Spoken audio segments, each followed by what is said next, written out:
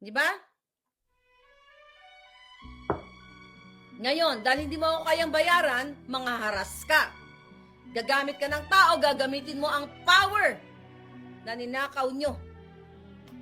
Dahil nga, based sa affidavit, signed affidavit na Attorney Glenn Chong, ninakaw nyo ang boto ng Pilipino. Nakipagsabwatan kayo sa Smartmatic. Isa pa yan, you know that already, mga kababayan. Tinkerbell, all Filipino people must speak up now. Dahil kung hindi kayo mag-speak up, sa susunod, kayo dyan sa gobyerno, kayo na susunod na gugurgurin. Hindi nyo ba tinatanong yung mga sarili ninyo? Di ba natatakot kayo ngayon? Even mga lawyers, dyan sa PIDEA na tinatakot ni Lazo, ni Virgilio Lazo. Di ba? Floating nga yung mga yun, pinagtatapon kung saan-saan, yun yung vlog natin. Ano, takot kayo, duwag kayo sa isang butod mudlo? O ganun na lang ba kayo?